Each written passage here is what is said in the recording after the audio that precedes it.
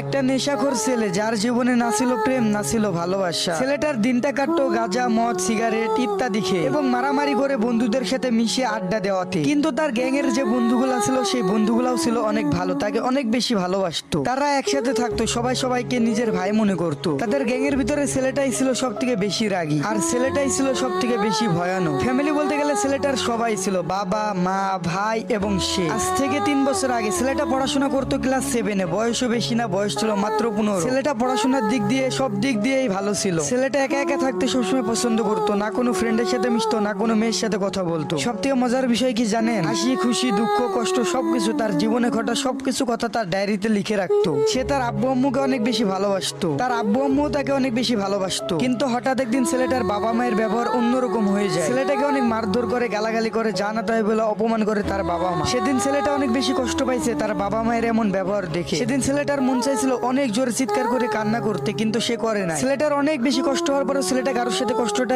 Share করতে পারে নাই। কার সাথে করবে? যাদের সাথে শেয়ার করবে তারাই তো তার পাশে এখন নাই। তার বাবা মা, তার আদরের ভাইটাকেও সে তখন কাছে পায়নি। তার বাবা মা তার আদরের ভাইটাকেও তার কাছে যেতে বারণ করে দেয়। ছেলেটা সোজা গিয়ে তার টেবিলে বসে ডায়েরিটাকে বের করে। ছেলেটা সবকিছু লিখতে শুরু করে তার ডায়েরিতে, যেগুলো তার সাথে একটু আগে ঘটলো। লিখতে লিখতে মনের অজান্তেই ছেলেটা কান্না করে দেয়। কিন্তু তার কান্না কেউ দেখে নাই। কে দেখবে? যারা দেখার তারাই তো তাকে বুঝে না। ছেলেটা হাজারো কষ্ট নিয়ে ভাবতে শুরু করলো, কেন আমার সাথে করলো এমন আমার বাবা মা। ছেলেটা কান্না করতে করতে ঘুমিয়ে গেল। ঘুম পারছে তো পারছে, তার ঘুম ভাঙেই না। 12টা বাজে তখন তার ঘুম ভেঙে যায়। ঘুম থেকে উঠে দেখে তার প্রিয় আম্মুটা, যে সবসময় তাকে জাগিয়ে তুলতো, সেও আজকে তাকে ঘুম থেকে জাগিয়ে তুলে নাই। এটা দেখে ছেলেটা আরো বেশি কান্না করে দেয় আর ভাবা শুরু করে, আসলে আমি কি ভুল করেছি, কি দোষ করেছি তার আমার সাথে এমন করতেছে। ছেলেটা অনেকক্ষণ ধরে কান্না করলো, নিজের কষ্টটারে বুকে চেপে রেখে খাওয়ার টেবিলে গেল খেতে, কারণ তার স্কুলের টাইম হয়ে গেছে। তখনই ছেলেটার বাবা মা তাকে বলে দেয়, তোর আজ থেকে এই বাসায় খাবার খাওয়া বন্ধ। তারপরে ছেলেটা কোনো কিছু না ভেবে চুপচাপ স্কুলে চলে যায়। তারপরে ক্লাসে গিয়ে প্রত্যেকটা ক্লাসে সে মায়ের খায়, কোনো ক্লাসে তার মন বসে না। সে হাজারো ভাবনা চিন্তা শুরু করে দেয়, কেন তার সাথে তার ফ্যামিলি এমন শুরু করছে। এমন করে শুরু হয়ে যায় ছেলেটার উপরে অত্যাচার। 3 দিন ধরে ছেলেটা কোনো খাবার খায় না। ছেলেটার অনেক বেশি কষ্ট হয়, সে তার ফ্যামিলিকে বুঝাতে পারে না, তার ফ্যামিলিও তাকে বুঝতে পারে নাই। ছেলেটা অনেক কষ্ট বুকে চাপা রেখে সিদ্ধান্ত নেয় সে আজই বাসা ছেড়ে দেবে, তার প্রিয় আব্বু আম্মুকে ছেড়ে সে চলে যাবে। সে কোনোভাবে দিনটারে পার করে। যখন রাত্রি হয় সে তখন বাসা থেকে বেরিয়ে আসে। সে ভাবে না যে সে কোথায় যাবে, না আছে কাছে টাকা, না আছে কোনো কিছু,